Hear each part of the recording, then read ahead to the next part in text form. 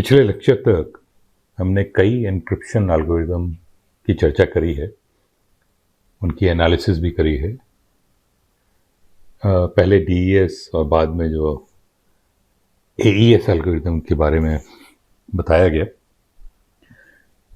तो आज के समय में एईएस एल्गोरिदम प्रयोग करने के लिए काफ़ी उपयुक्त है, लेकिन एक समस्या इसके साथ, जो कि पिछले लेक्चर के अंत में बताई थी मैंने, कि की एक्सचेंज इसमें अभी भी एक बड़ा चैलेंज है कि अनुभव और ब्रज एक ही की कैसे निर्धारित करें। तो इस लेक्चर में हम प्रारंभ करते हैं इस पे चर्चा। इसका सॉल्यूशन पब्लिक की क्रिप्टोग्राफी के द्वारा निकलता है।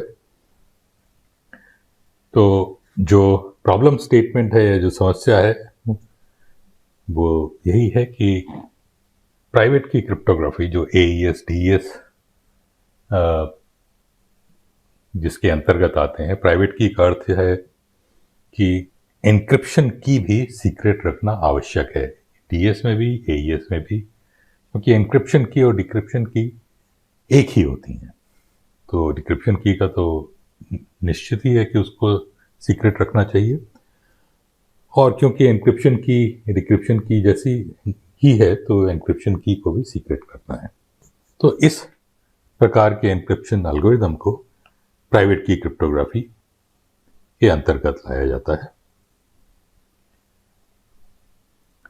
तो प्राइवेट की क्रिप्टोग्राफी का कोई भी एल्गोरिदम जब हम लेंगे, तो उसके की एक्सचेंज के लिए, जो कि अनुभव और ब्रज के बीच में होगा, वो कई तरीके हैं आज के समय में। एक तरीका है कि अनुभव और ब्रज कभी मिलें और एक साथ बहुत सारी कीज का आदान प्रदान कर लें, जिससे आगे काफ़ी समय तक वो उनका प्रयोग करते रहें।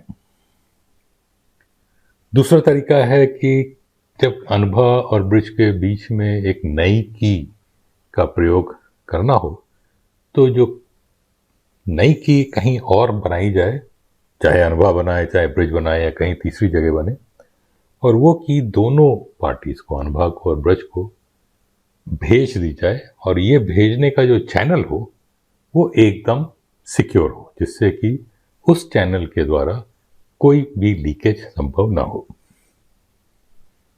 तो ये दोनों ही तरीके संभव हैं, प्रयोग भी होते हैं, लेकिन दोनों ही हर स्थिति में संभव नहीं हो पाते। क्योंकि एक पहला तरीका, जो की एक्सचेंज इन बल्क होता है, कि बहुत सारी कीज एक साथ एक्सचेंज करें, उसके लिए अनुभव और ब्रज को मिलना आवश्यक है। यदि अनुभव और ब्रज कुछ ऐसे स्थिति में हैं या एक दूसरे को जानते नहीं हैं, तो वो मिलना संभव नहीं है। दूसरा तरीका, जो हाईली सिक्योर मैकेनिज्म के द्वारा उनको भेजा जाए कीज को, वो एक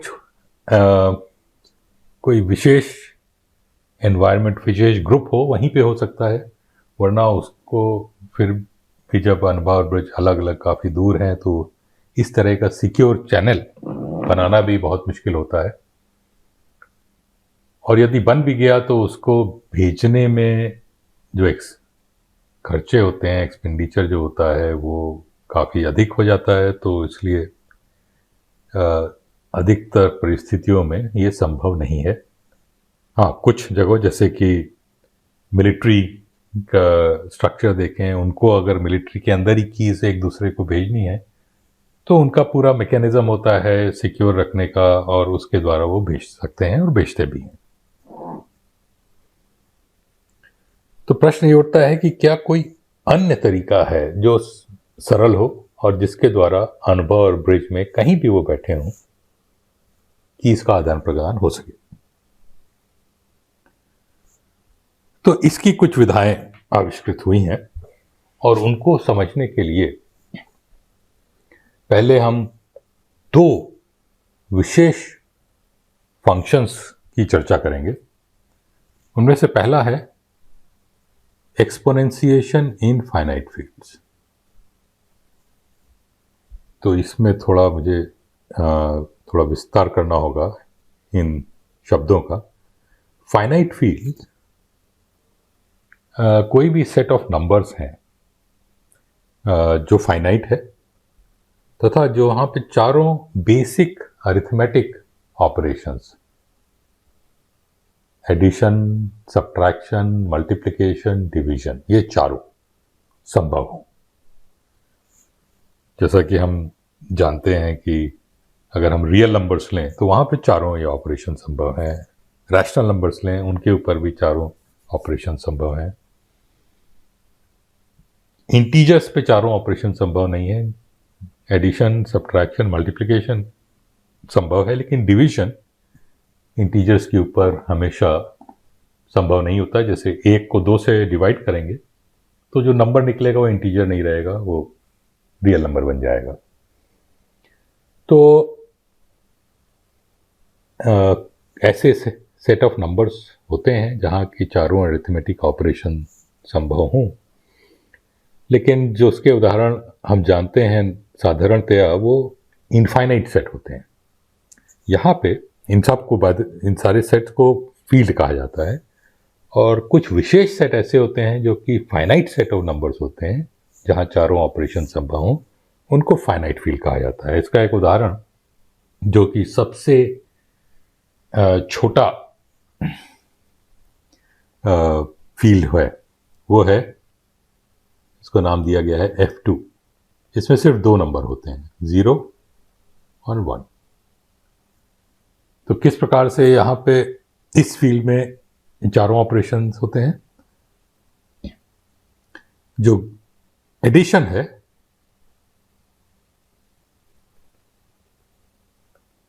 ये बिटवाइज XOR ऑपरेशन लिया जाता है।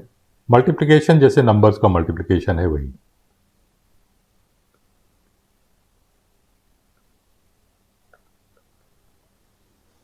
तो इन दोनों ऑपरेशन और फिर इसके साथ ही एडिशन अगर बिटवाइज XOR है तो सब्ट्रैक्शन भी यही ऑपरेशन होता है, और मल्टीप्लिकेशन, साधारण मल्टीप्लिकेशन है नंबर्स का, डिवीजन भी उसी प्रकार से है।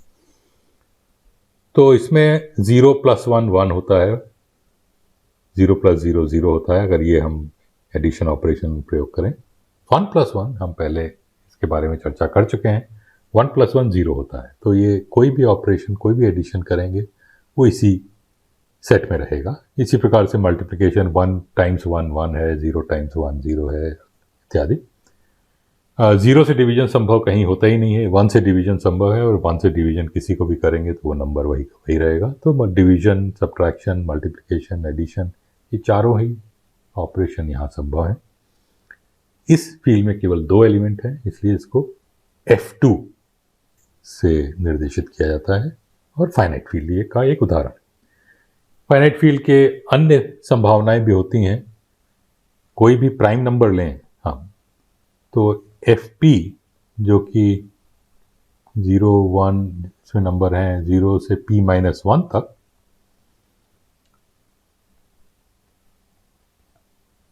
ये भी फाइनाइट फील्ड होता है जहाँ P प्राइम नंबर है। इनफैक्ट इसी का एक स्पेशल केस F2 है, क्योंकि अगर प्राइम P को हम 2 मानेंगे तो एक F2 मिलेगा हमें।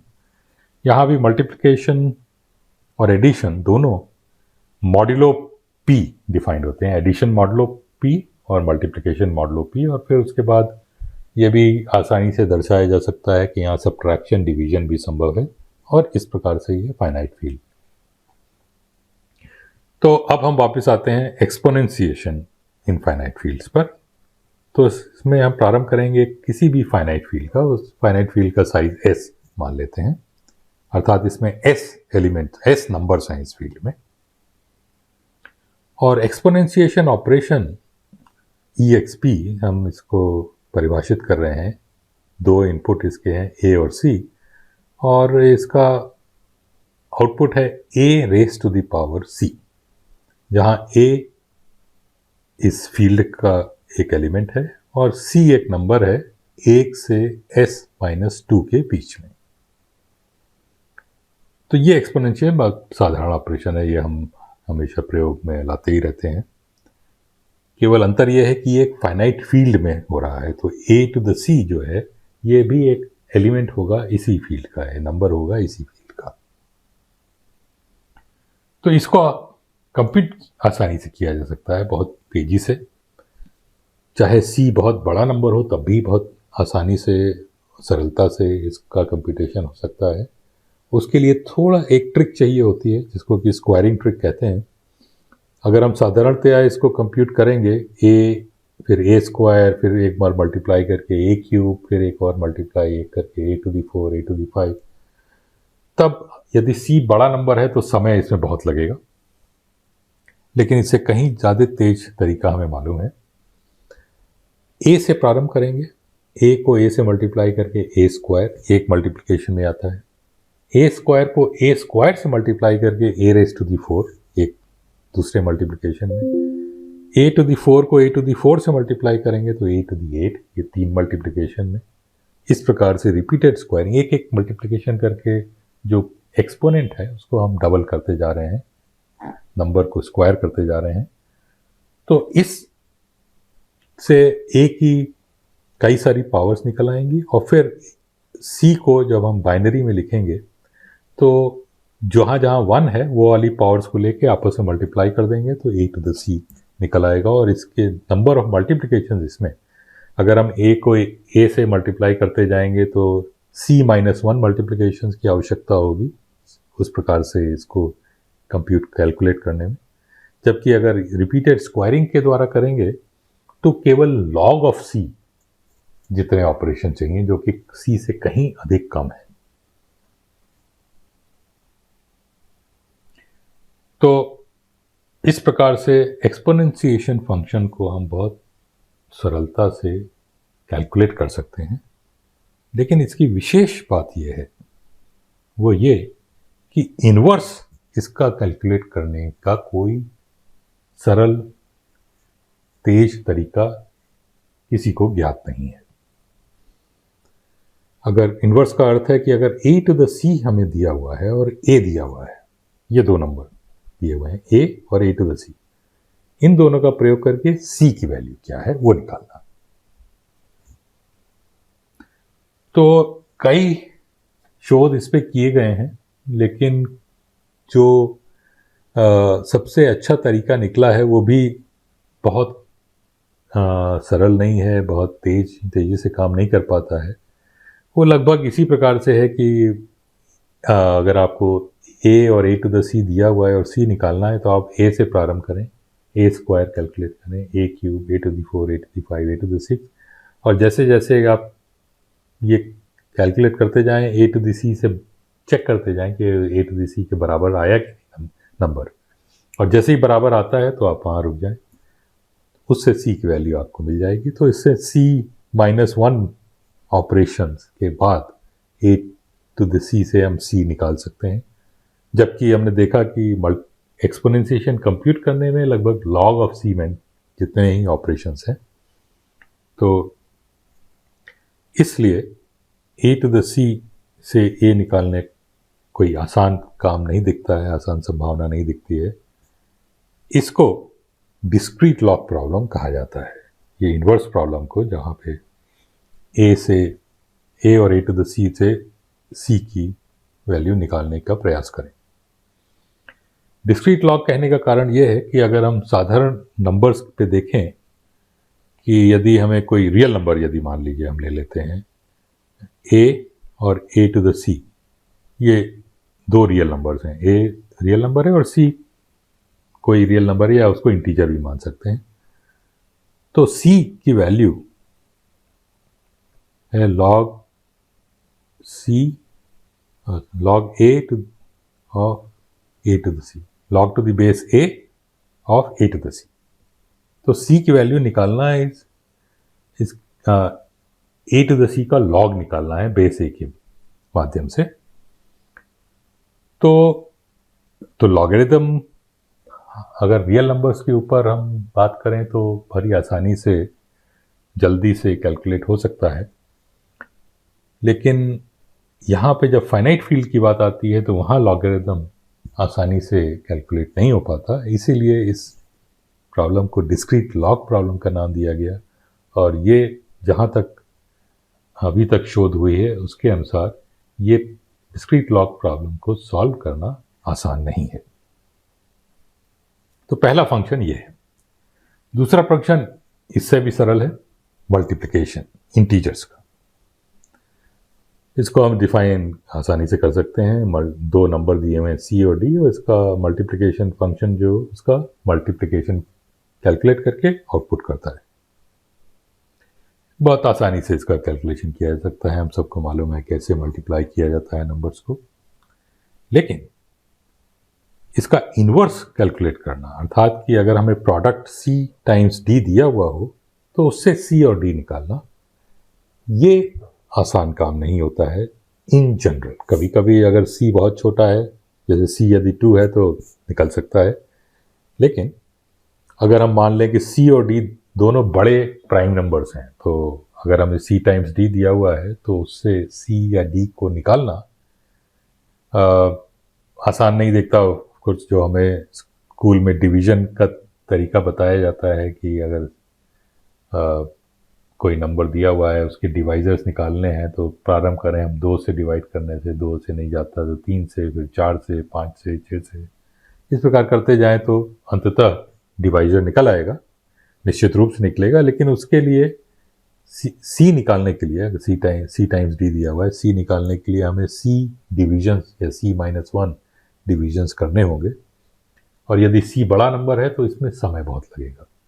और बड़ा नंबर का तात्पर्य हम फिर अपनी शुरू की कैलकुलेशन से कर सकते हैं। यदि सी 128 बिट का नंबर है तो 2⁻128 ऑपरेशंस करने होंगे, जिसको असंभव है कल्पना। तो ये दोनों फंक्शंस की विशेषता ये है कि इन दोनों फंक्शंस को कैलकुलेट करना आसान है, लेकिन उनको इन्वर्स करना मुश्किल है। और इन दोनों फंक्शंस का हम प्रयोग करेंगे की एक्सचेंज करने में, इस प्रकार से कि अनुभव ब्रिज को मिलने की कोई आवश्यकता नहीं है, कम्युनिकेशन चैनल सिक्योर होने की कोई आवश्यकता नहीं है।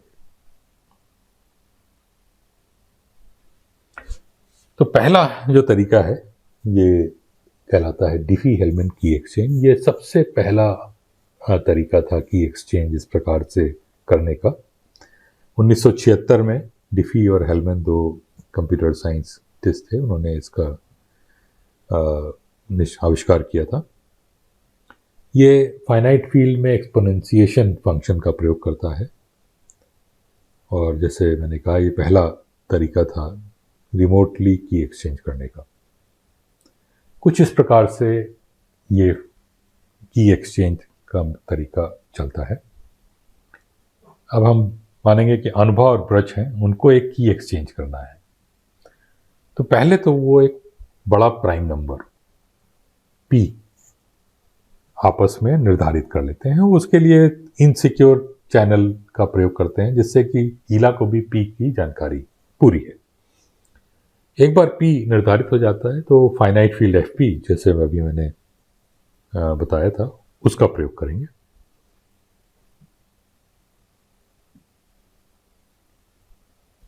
पहले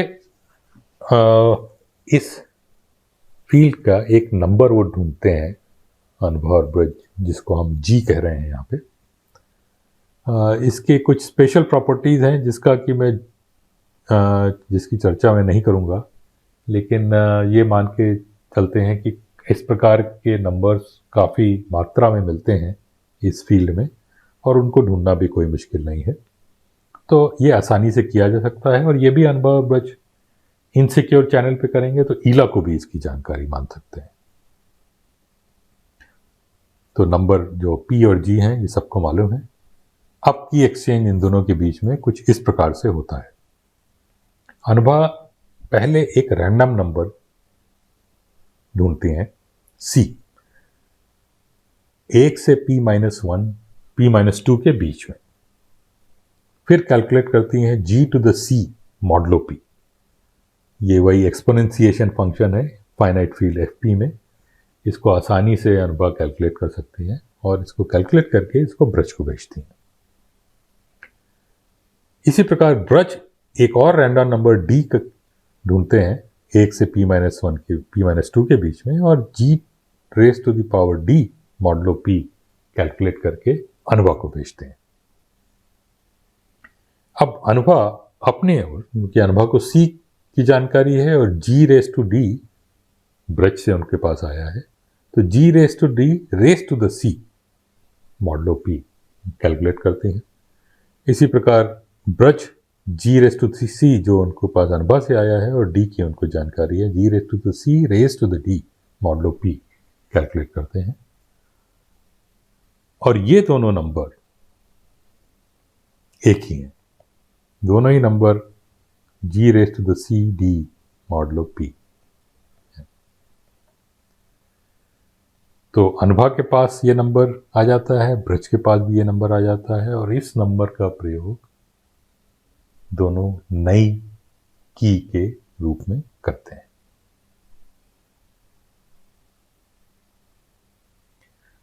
तो बहुत सरल प्रोटोकॉल है, आसानी से अनुभा और ब्रज इसको कर सकते हैं।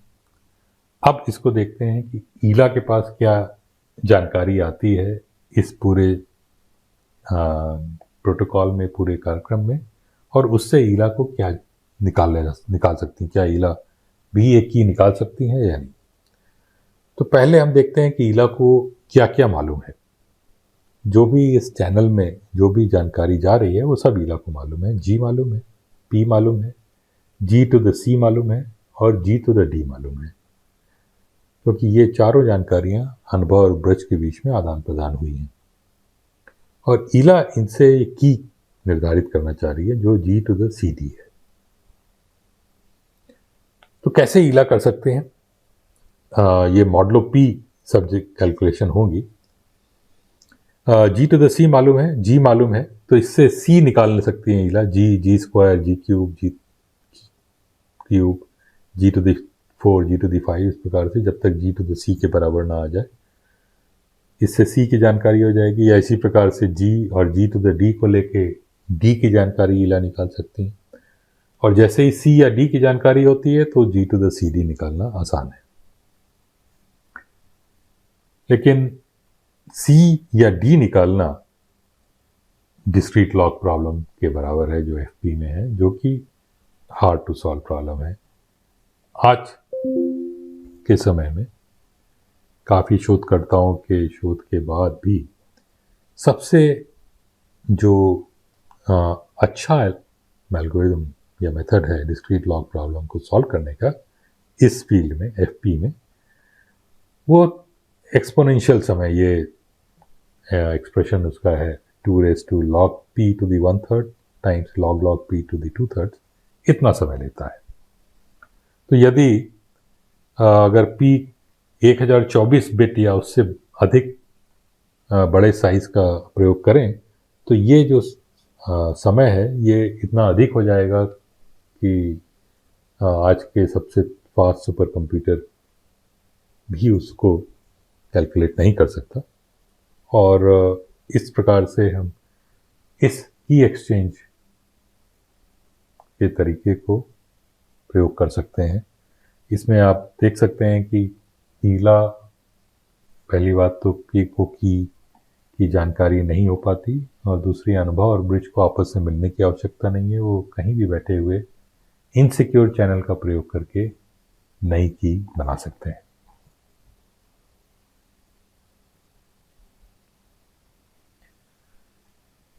अब आगे बढ़ेंगे हम। जब डिफी-हेलमैन ने की एक्सचेंज प्रोटोकॉल का आविष्कार किया तो तभी उन्होंने पब्लिक की एन्क्रिप्शन की प्रस्तावना भी रखी, जिसमें कि एन्क्रिप्शन की के सबको मालूम है, ईला को भी मालूम है, केवल डिक्रिप्शन की सीक्रेट है। तो जब एन्क्रिप्शन की सबको मालूम है तब नई की का अगर अनुभव को प्रयोग करना है तो कोई आवश्यकता नहीं है की एक्सचेंज की, क्योंकि पब्लिक की सबको मालूम है, उसको सीक्रेट रखना ही नहीं है। तो यदि अनुभव को ब्रज को एक सीक्रेट मैसेज भेजना है ब्रज की ओर, तो अनुभव से केवल ब्रज से सबसे पहले मैसेज भेजेंगी कि भाई अपनी पब्लिक की मुझे भेज दो इनसिक्योर चैनल के द्वारा ही के को। तो ब्रज ने के भेज दिया अनुभा को, अनुभा ने के का प्रयोग करके एनक्रिप्ट किया मैसेज, वापस ब्रज को दे दिया, ब्रज ने डिक्रिप्शन की का प्रयोग करके उसको डिक्रिप्ट कर लिया। और ब्रज जो है समय समय पे अपनी एनक्रिप्शन डिक्रिप्शन की का जो पेयर है वो बदलते रहेंगे। तो जब भी किसी को भी उनकी की आवश्यकता हुई वो ब्रज से मांग सकते हैं, या ब्रज अपनी उसको वेबसाइट पे डाल सकते हैं, तो अपने आप ही लोग डाउनलोड करके प्रयोग कर सकते हैं। तो ये जब डिफी-हेलमैन ने इसका एक प्रपोजल रखा कि इस प्रकार से पब्लिक की एनक्रिप्शन संभव है, लेकिन वो कोई तरीके का आविष्कार नहीं कर पाए, जो कि सन 1977 में इन तीन वैज्ञानिकों ने किया, लिवेस्ट, शमीर और एडेलमैन। इनके नाम के पहले अक्षरों के आधार पे ही इस एनक्रिप्शन एल्गोरिदम का नाम है RSA पब्लिक की एनक्रिप्शन। ये एक्सपोनेंशिएशन और मल्टीप्लिकेशन दोनों का प्रयोग करता है। मल्टीप्लिकेशन का प्रयोग होता है की को डिफाइन करने में, और एक्सपोनेंशिएशन का प्रयोग होता है एनक्रिप्शन डिक्रिप्शन में। कारण क्या है कि दो चीज़ों का प्रयोग, दो हार्ड टू इन्वर्ट फंक्शन का प्रयोग इसमें हो रहा है। इसमें एनक्रिप्शन डिक्रिप्शन में तो हमें ईला के लिए एक फंक्शन का जो प्रयास है वो हार्ड होना चाहिए, इसलिए encryption decryption hard to invert function का प्रयोग करते ही हैं। साथ ही साथ अब एक और आवश्यकता इसमें है कि पब्लिक की सबको मालूम है के उसका प्रयोग करके डिक्रिप्शन की केडी न निकाली जा सके। इसके लिए के से केडी का जो फंक्शन है वो हार्ड होना चाहिए, उसको कैलकुलेट करना है। केडी पेयर्ड है, तो जैसे एक केडी के अनुसार केवल एक ही के होगा, एक के के अनुसार केवल एक ही केडी होगा, लेकिन उन दोनों का जो कपलिंग है वो या रिलेशनशिप है कुछ इस प्रकार की है कि के से केडी निकालना, कैलकुलेट करना बहुत मुश्किल है। तो उसके लिए एक दूसरे हार्ड टू इन्वर्ट फंक्शन का यहाँ पे प्रयोग किया गया है।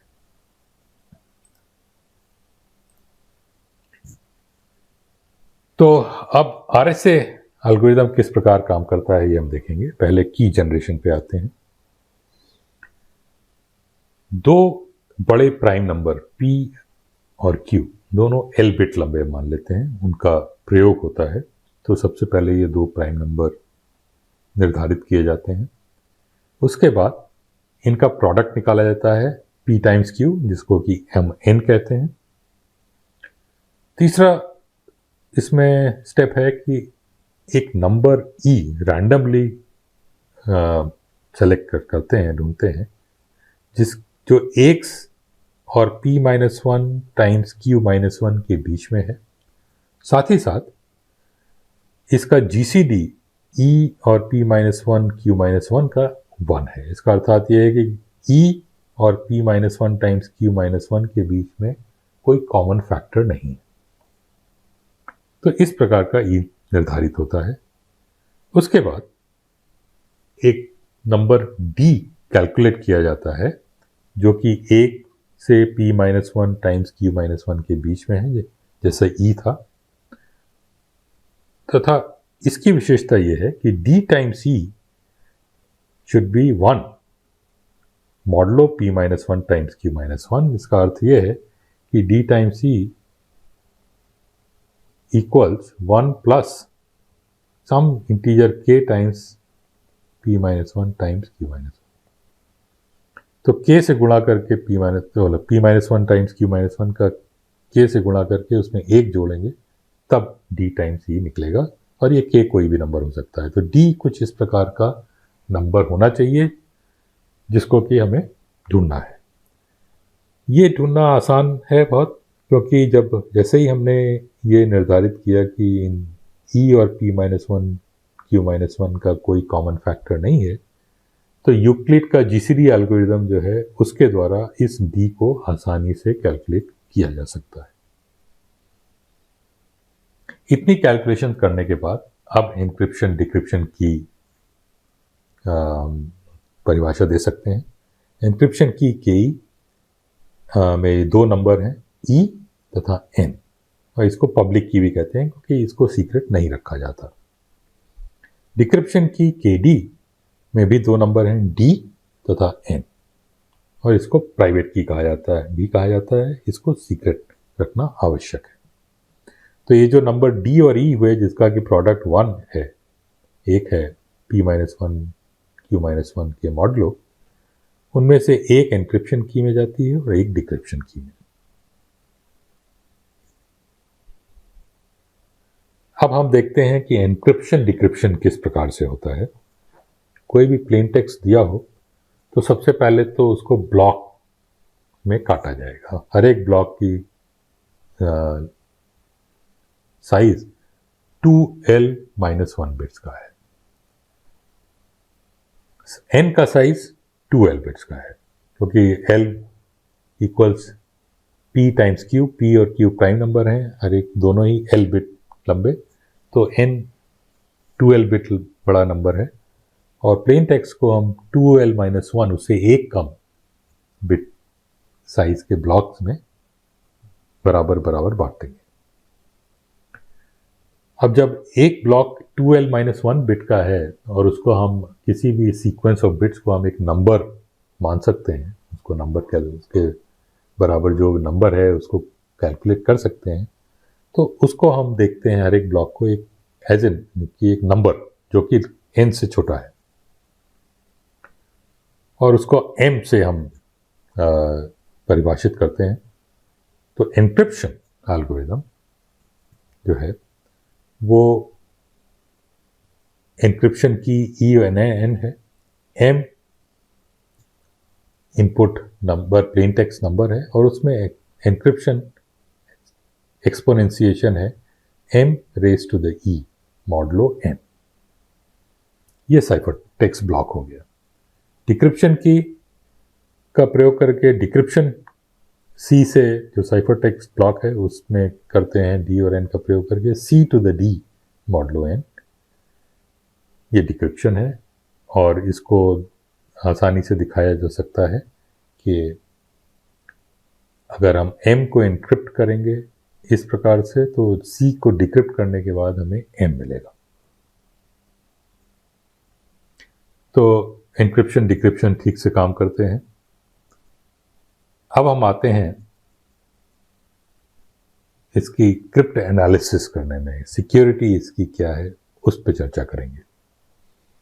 पहली बात तो ये है कि एन्क्रिप्शन की क्योंकि सबको ज्ञात है तो चोजन प्लेन टेक्स्ट अटैक हमेशा ही संभव है, क्योंकि अगर आप याद करें चोजन प्लेन टेक्स्ट अटैक का अर्थ है कि ईला कुछ प्लेन टेक्स्ट अनुभा को पहुंचाती हैं और अनुभा से बोलती हैं कि इसको एन्क्रिप्ट करके इनका साइफर टेक्स्ट वो चैनल से निकालती।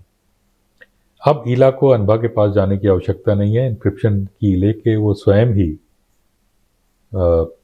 जितना भी प्लेन टेक्स्ट को एन्क्रिप्ट करना चाहती हैं कर सकती हैं।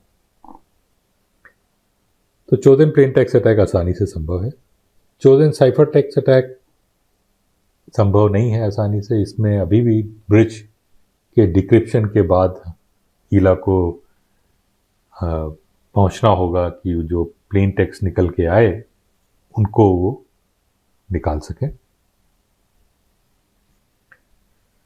तो पहले तो क्रिप्ट एनालिसिस करने में हम देखते हैं कि एन्क्रिप्शन की क्योंकि सबको मालूम है उसके द्वारा डिक्रिप्शन की निकालने की क्या संभावना है।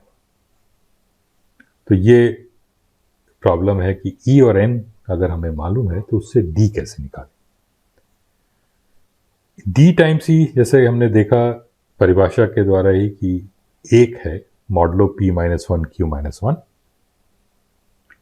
तो यदि P-1 Q-1 ईला को मालूम है तो बड़ी आसानी से डी निकाला जा सकता है, क्योंकि ई तो मालूम ही है ईला को और E और P-1 Q-1 का GCD यूक्लिड एल्गोरिदम के द्वारा जब निकालेंगे तो D भी ज्ञात हो जाएगा। तो अब प्रश्न उठता है कि P-1 Q-1 ईला किस प्रकार से कैलकुलेट करें। P-1 Q-1 को निकालना n से n को फैक्टर करने के बराबर है। कैसे हम देख सकते हैं, अगर मान लीजिए कि n को हम फैक्टर कर सकते हैं P और Q में, एक बार हमें P और Q मालूम है तो P-1 Q-1 कैलकुलेट करना बहुत ही सरल है।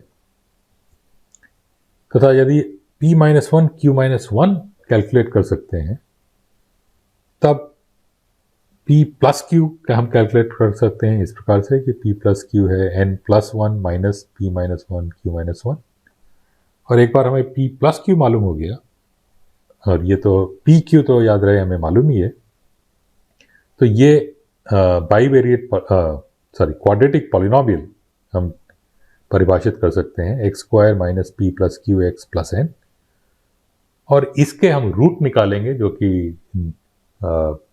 Gradient descent method, Newton Raphson कई अन्य हैं उनके द्वारा निकाला जा सकता है, और इसके जो रूट्स हैं इस क्वाड्रेटिक इक्वेशन के वो P तथा Q हैं।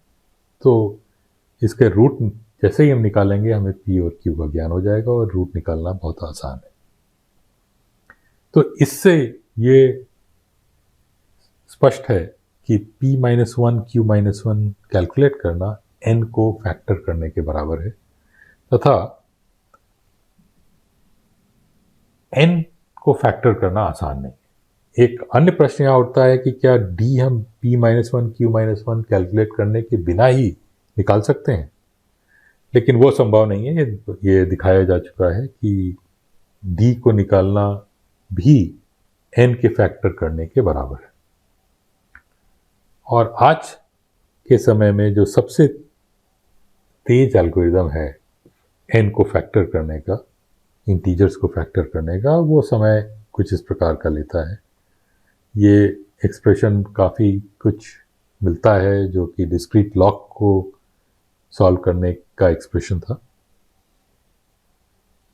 तो इसका भी निष्कर्ष वही है कि अगर n 1024 बिट या उससे अधिक बड़ा है तो D को कैलकुलेट करना लगभग असंभव है।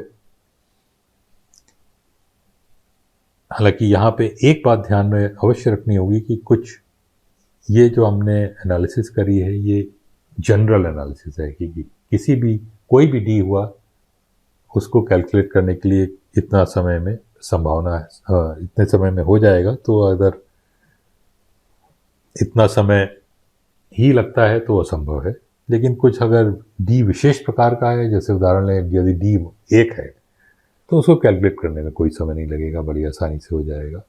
तो कुछ विशेष प्रकार के D को छोड़ के बाकी सब D को कैलकुलेट करना बहुत मुश्किल है। अब प्लेन टेक्स्ट साइफर टेक्स्ट की ओर हम आते हैं। ये पहले तो हमने दिखा दिया कि डिक्रिप्शन की को एन्क्रिप्शन की से कैलकुलेट करना बहुत मुश्किल है। अब यदि साइफर टेक्स्ट दिया हुआ है और उससे हम प्लेन टेक्स्ट निकालना चाहते हैं तो उसकी क्या संभावनाएं हैं। साइफर टेक्स्ट का परिभाषा है m raise to the e modulo n। तो यदि D की जानकारी है तब तो डिक्रिप्शन निकालना बहुत आसान है, c to the d modulo n, लेकिन D को कैलकुलेट करना आसान नहीं है। कोई अन्य प्रकार का तरीका जो m को की जानकारी ईला को दे दे C के द्वारा, ये अभी तक को आविष्कार नहीं हुआ है। एक ही तरीका ले दे के हमें मालूम है कि n को फैक्टर करने का, और n को फैक्टर करना आसान नहीं है। हाँ, कुछ स्पेशल केसेस में यदि m कुछ विशेष प्रकार का है तब C कोई जानकारी से हम सीधे m निकाल सकते हैं, तो उनको छोड़ के अन्य प्रकार के m आसानी से नहीं निकाले जा सकते। तो इसका निष्कर्ष पूरी चर्चा का ये है कि आरएसए का एन्क्रिप्शन मेथड सिक्योर है। ये पब्लिक की एन्क्रिप्शन एल्गोरिदम है, तो इसके द्वारा की एक्सचेंज, एईएस का की एक्सचेंज बड़ी आसानी से किया जा सकता है। लेकिन कुछ चीज़ों का हमें ध्यान इसमें रखना आवश्यक है जब आरएसए की हम निर्धारित कर रहे हैं, क्योंकि कुछ विशेष प्रकार की कीज जब ये बंद होती हैं तो अब कीज को, आरएसए को तोड़ा जा सकता है। तो उनको अनुभव और ब्रिज को ध्यान में रखना पड़ेगा कि वो कीज कभी भी प्रयोग न करें। पहला जो नियम है जो कि रखना चाहिए कि प्राइम जो पी और क्यू दो प्रयोग हो रहे हैं वो लगभग एक बराबर ही हों, लेकिन बहुत ज़्यादा एक दूसरे के आसपास ना हो। तो इसका एक अच्छा थंब रूल है कि क्यू करीब लगभग 2 गुना होना चाहिए पी से। दूसरा नियम, नंबर जो p-1 और q-1 है, ये भी प्राइम p और q निर्धारित करते हैं। ये दोनों में, ये तो कंपोजिट नंबर हैं दोनों, p-1 q-1 दोनों इवन हैं। दोनों में कम एक बहुत बड़ा प्राइम फैक्टर होना चाहिए। ये दोनों नंबर काफ़ी बड़े हैं और ऐसा नहीं होना चाहिए कि ये नंबर, इनका प्राइम फैक्टराइजेशन यदि हम देखें तो बहुत छोटे छोटे प्राइम फैक्टर्स ही हों, बड़ा प्राइम फैक्टर ना हो कोई। और तीसरा नियम, ई और डी दोनों ही बड़े होने चाहिए। एक अगर इसका थंब रूल है कि ई और डी दोनों एक कम से कम √n जितने बड़े हों। तो जब इन चीज़ों का ध्यान रखते हैं हम की का निर्धारण करने के समय, तो आरएसए एन्क्रिप्शन एल्गोरिदम काफ़ी सिक्योर अभी तक रहा है, काफ़ी प्रचलित है, बहुत बड़ी संख्या में इसका प्रयोग होता है। लेकिन ये ज़रूर है कि भविष्य में शायद सिक्योर ना रह पाए, तो उसके लिए भी कुछ अन्य तरीके आविष्कृत हुए हैं जिनकी हम थोड़ा बहुत चर्चा करेंगे।